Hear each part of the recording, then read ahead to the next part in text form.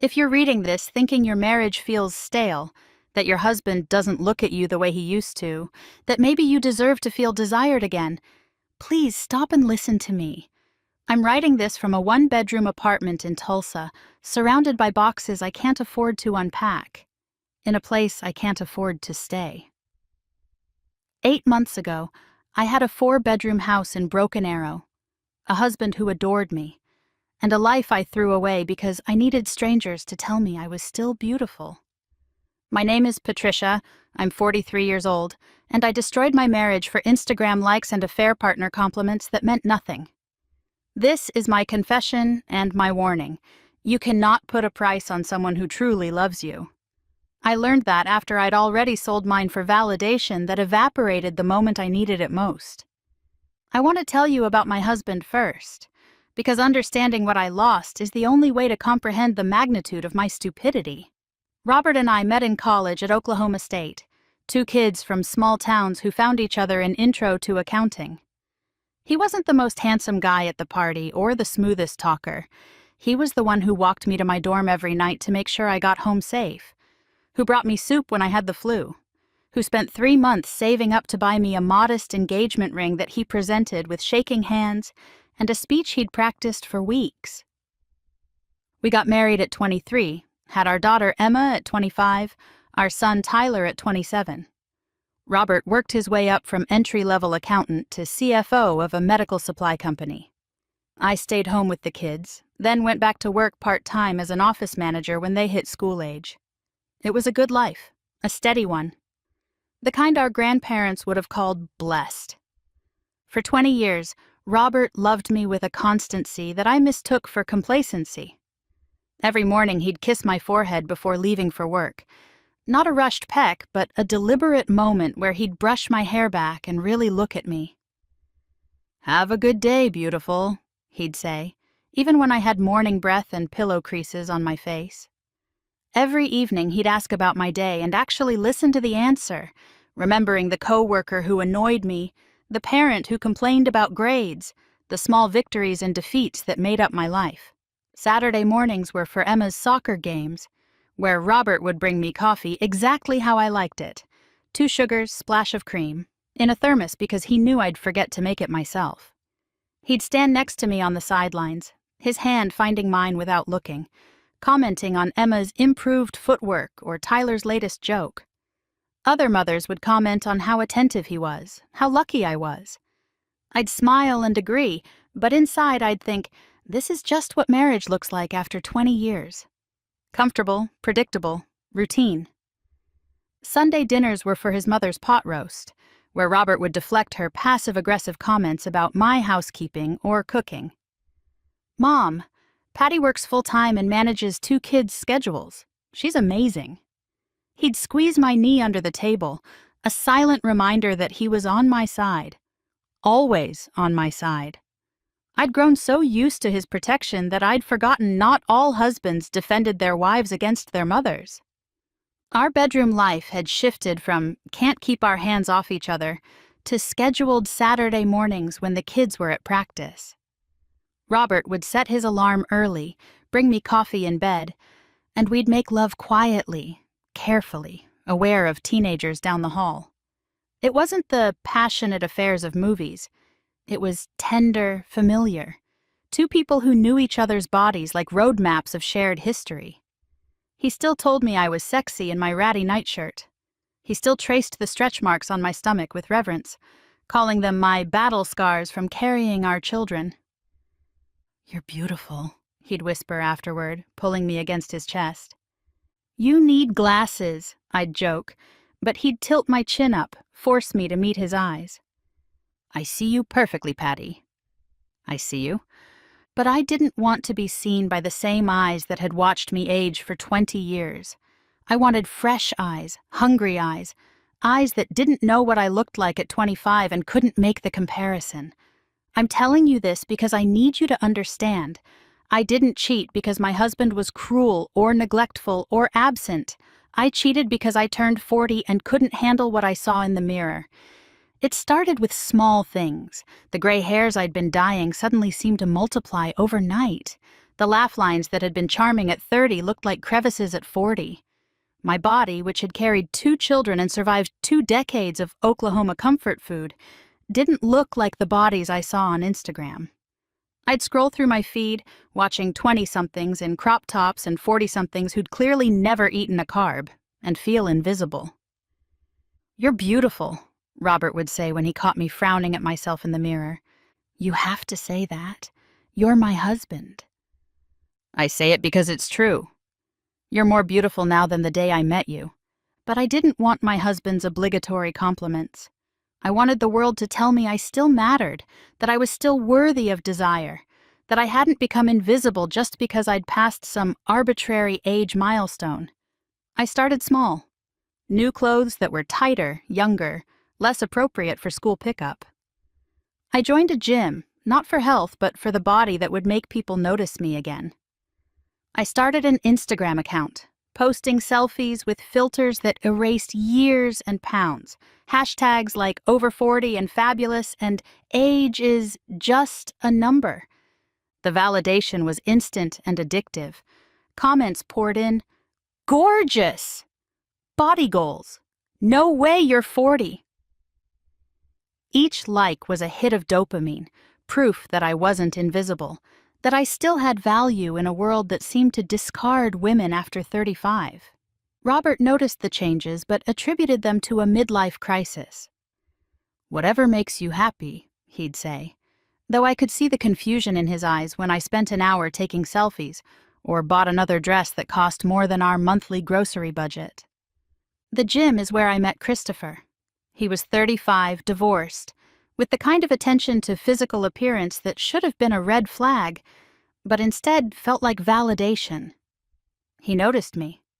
Not in the way Robert noticed me, with love and history and acceptance, but in the way men notice women they want to sleep with. His eyes traveled over my body during conversations, lingered on the parts I'd worked so hard to maintain. After 20 years of being a wife and mother, being seen as just a woman felt intoxicating.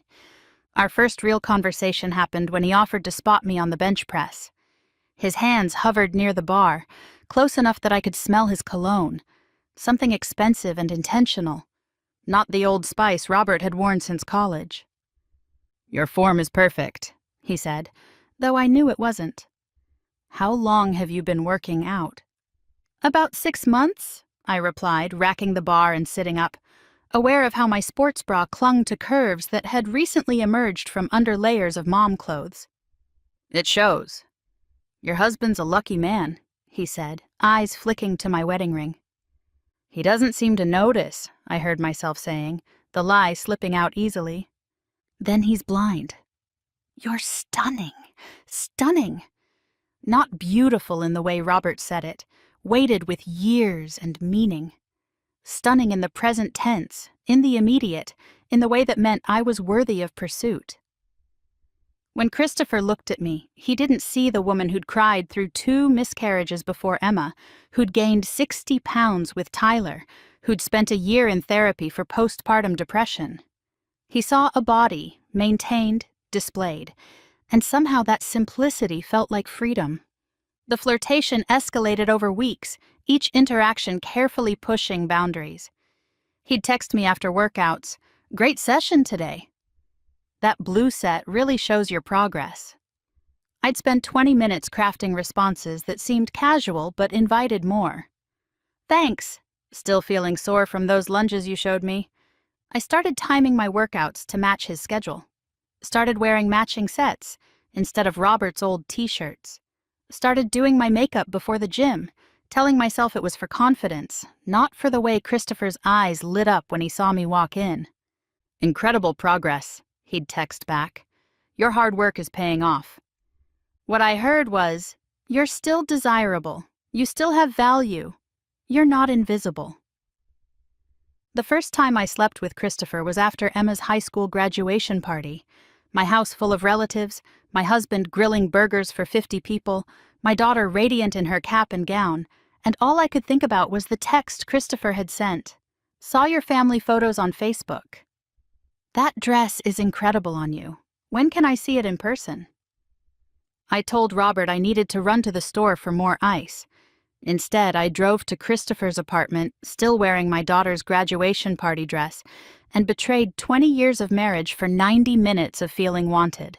The guilt afterward was crushing, but not as crushing as the need for more. Christopher made me feel young, desired, valuable in a way that had nothing to do with being someone's mother or wife.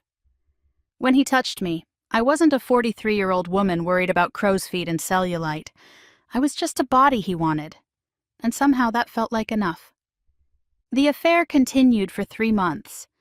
3 months where I became an expert at deception, gym classes that ran long, work emergencies that didn't exist, girls' nights that were anything but.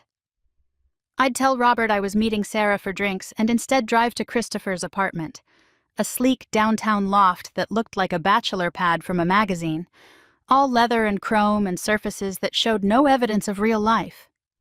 The sex was athletic, performative, the kind you have when you're trying to prove something. Christopher would position me in front of his floor-to-ceiling windows, telling me how sexy I looked with the city lights behind me. He'd take pictures sometimes. Nothing explicit, he promised, just artistic shots of shadows and curves. I'd let him because in those moments, through his lens, I wasn't a 43-year-old mother of 2 with a mortgage and responsibilities. I was a woman worth photographing, worth wanting, worth risking everything for. "You're incredible," he'd say afterward, already reaching for his phone to check messages. "I can't believe someone like you is with someone like me."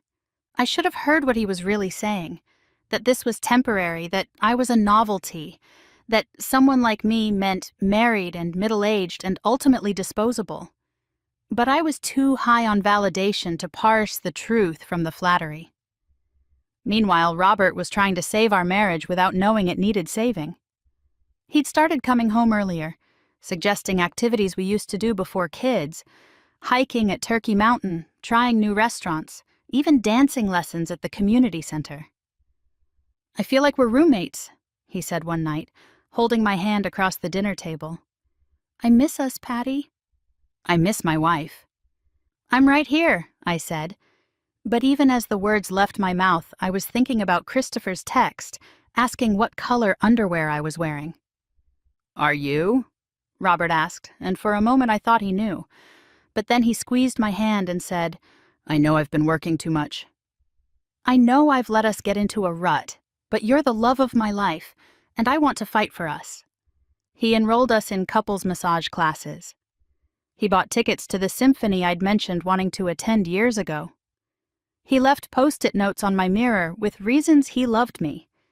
"Your laugh when you're really happy. How you still dance when you cook. The way you make everything better just by being there."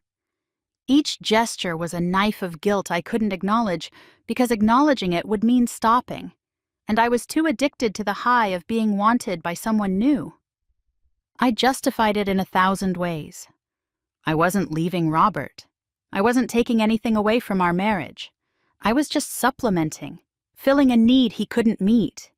The need to be validated by someone who didn't owe me compliments, who chose me without the weight of history and obligation. The other women cheating on their husbands will understand this. I felt powerful. For the first time in years, I controlled how others saw me, curated my own desirability. Christopher wanted me. Men at the gym noticed me. My Instagram followers grew. I was winning at the only game that seemed to matter anymore, staying relevant in a world that forgets women after 40. What I didn't realize was that I was playing a game where winning meant losing the only things that truly mattered. The end came the way these things always do, stupidly and preventably. I'd saved Christopher's number under personal trainer, but I'd forgotten to delete our text thread. More accurately, I'd grown careless, drunk on my double life. Robert rarely touched my phone because trust was the foundation of our marriage. Trust I was demolishing with every lie. It was a Saturday afternoon. Robert was in the garage rebuilding shelves while I was supposedly at the grocery store, but actually at Christopher's, telling myself this would be the last time while knowing it wouldn't be. Emma needed to use my phone when hers died. She wanted to call a friend about prom dress shopping. Such a mundane teenage need that would unravel everything. She was sitting at the kitchen counter when I got home, my phone face down beside her. Her face was a mask I'd never seen before. "Mom," she said quietly. "Dad's in the garage." I knew immediately. The way she couldn't look at me, the way her hands shook slightly as she pushed my phone across the counter. The notifications were all there. Christopher's texts from that afternoon, explicit and unmistakable. "Emma, honey, I can explain—" "Don't." She stood up, my daughter who'd inherited Robert's steady nature and my stubborn streak. "Just don't.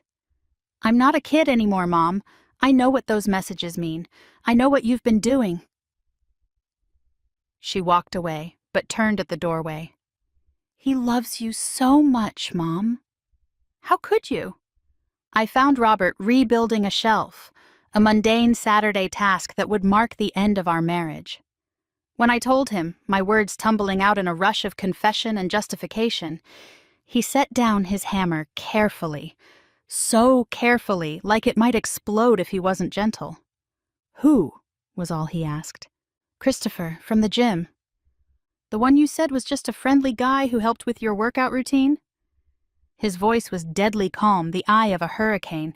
"Robert, please, let me explain." 20 years, Patty." He turned to face me then, and I saw something die in his eyes in real time.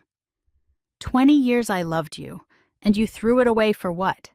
Some guy with abs? Someone who made you feel pretty? "It's more complicated than that." "No, it's not." He picked up his hammer again, went back to the shelf. "It's actually very simple. You made vows. You broke them. End of story." "Robert, please. We can get through this. Counseling, therapy, whatever you want." "What I want?" He laughed, but it was hollow. "What I wanted was a wife who honored our marriage. What I wanted was to grow old with my best friend. What I wanted was to trust that when you said you were at book club, you were actually at book club." He stood up, dusted off his hands. "I'll pack a bag. We'll figure out the details later." "Where are you going?" "My brother's. And Patty, that personal trainer of yours, I hope he was worth our children's respect. I hope he was worth 20 years. I hope he was worth everything." Robert moved out that night. Not dramatically. He just packed a bag and went to his brother's house. The divorce was swift and surgical. 20 years dissolved in 6 months. He gave me everything the law required and nothing more. No fights, no drama, just the quiet dismantling of a life while I stood there realizing that validation from strangers couldn't pay a mortgage or hold me when I cried or laugh at inside jokes built over decades. Christopher lasted exactly 2 weeks after Robert left. Once I was available, really available, the thrill was gone. I wasn't a conquest anymore. Just a middle-aged woman with stretch marks and baggage and needs beyond the physical. He let me down easy, said he wasn't ready for something serious, as if destroying my marriage for him hadn't been serious. I saw him at the gym a month later with a 28-year-old blonde and understood with crystal clarity that I'd been nothing but an ego boost, a notch on his belt labeled, "Still got it with the married ones." My children took Robert's side, as they should have. Emma deferred college for a year, too disgusted to take money from the woman who'd betrayed her father. Tyler, sweet Tyler, who'd always been a mama's boy, looked at me like I was contaminated. They see Robert every weekend and have dinner at his new apartment where he's learning to cook for one. They see me when obligated, holidays and birthdays where we all pretend I didn't blow up our family for the chance to feel young again. The house sold in the divorce. My half wasn't enough for anything comparable, so I moved to this apartment where the walls are thin and the neighbors fight, and nobody knows I used to have a life worth envying. I work full-time now, needing the money I never worried about when Robert handled our finances. My Instagram account sits dormant, hard to post hashtag living my best life when your best life is behind you and you're the only one to blame. But the cruelest irony? I'm more invisible now than I ever was at 40. Single women over 40 aren't exotic or interesting or worth pursuing. We're cautionary tales, red flags, the reason men date younger. The validation I destroyed my life seeking dried up the moment I actually needed it. The gym bros who used to flirt now look through me. Dating apps are a wasteland of men seeking no drama, which is code for no woman who might have a history. The Instagram likes stopped coming when my posts went from gym selfies to inspirational quotes about starting over. Robert, meanwhile, is thriving in that quiet way of his. Still the same steady, reliable man, just without the wife who couldn't appreciate what she had. My friends, former friends really, tell me he's dating someone from his office. Age-appropriate, kind, appreciates him in all the ways I forgot to. They're taking it slow, but she makes him smile in a way he hadn't in years. Years when I was too busy seeking validation from strangers to notice I'd stopped validating the one person who mattered. So this is my PSA, my warning from the other side of disaster. That validation you're seeking? It's worthless.